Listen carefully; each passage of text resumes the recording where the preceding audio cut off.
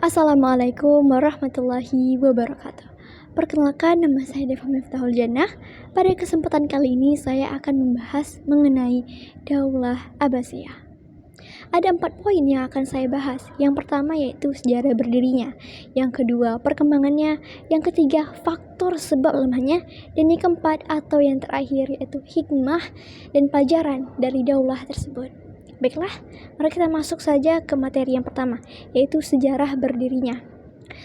Sejarah berdiri Daulah Abbasiyah itu dipengaruhi oleh beberapa faktor. Yang pertama, Bani Abbasiyah sendiri itu merasa lebih berhak daripada Bani Umayyah atas kekhalifahan Islam. Dan yang kedua, sistem pemerintahan dinasti Umayyah telah semakin menyimpang jauh dari nilai-nilai agama Islam. Yang ketiga, yaitu dinasti Umayyah sendiri telah terjadi perang saudara. Yang keempat, diskriminasi pada orang yang bukan Arab. Padahal mereka telah masuk dalam Islam, namun masih dikenai pajak. Yang kelima, yaitu orang-orang yang tersingkir dari kekuasaan dinasti Umayyah, kemudian mereka melakukan pemberontakan. Pemberontakan juga terjadi di beberapa daerah diakibatkan keluhan masyarakat atas Daulah Umayyah. Lalu semua keluhan tersebut dikumpulkan oleh Abdul Abbas As-Saffah. Kemudian ia membuat perubahan dengan cara mengganti kekhalifahan Daulah Umayyah menjadi Daulah Abbasiyah. Selanjutnya yaitu poin kedua, yaitu perkembangan dinasti Abbasiyah. Masa kejayaan dinasti Abbasiyah ditandai dengan berdirinya bangunan peradaban Islam yang gemilang. Pada masa itu perkembangan berbagai cabang ilmu pengetahuan begitu pesat dan menakjubkan. Pengalihan ilmu pengetahuan tersebut dilakukan dengan cara menerjemahkan atau menafsirkan berbagai buku-buku karangan dari bangsa-bangsa terdahulu seperti bangsa Romawi, bangsa Yunani, bangsa Persia. Begitu pula dengan berbagai naskah yang ada di kawasan Timur Tengah dan Afrika. Juga berikut inilah beberapa contoh ilmuwan yang kita kenal yang berasal dari dinasti Abbasiyah, yaitu Al-Khawarizmi yang menemukan angka 0. Terus ada Al-Farazi dengan kontribusinya tentang optik. Lalu juga ada imam yang terkenal dengan ilmu agamanya, yaitu Imam Al-Bukhari dan Imam Muslim yang menyusun hadis sahih yang menjadi paduan umat Islam hingga saat ini. Faktor penting yang menjadi pendorong perkembangan peradaban ini bahwa Islam memiliki sumber normatif, yakni Al-Quran, yang mempunyai posisi khusus dan memainkan peranan sentral dalam kehidupan kaum muslim karena menjadi sumber inspirasi keagamaan bahkan keilmuan.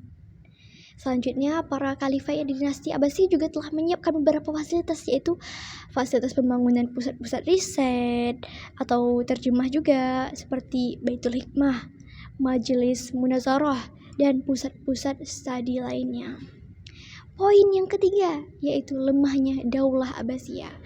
Lemahnya Daulah Abbasiyah tentunya disebabkan oleh berbagai banyak hal. Di antaranya yaitu yang pertama, munculnya dinasti-dinasti yang ingin melepaskan diri dari kekuasaan Baghdad atau kekuasaan dinasti Abbasiyah karena mereka berpendapat bahwa bangsa Arab itu rendah. Yang kedua yaitu kemerosotan ekonomi. Pendapatan negara menurun, sementara pengeluarannya meningkat yang lebih besar. Menurunnya pendapatan negara tersebut disebabkan oleh makin menyempitnya wilayah kekuasaan dan banyaknya terjadi kerusakan yang mengganggu perekonomian rakyat. Yang ketiga, perang salib yang berlangsung beberapa periode. Bukan hanya memakan banyak korban, tetapi juga menimbulkan kerugian ekonomi yang sangat besar.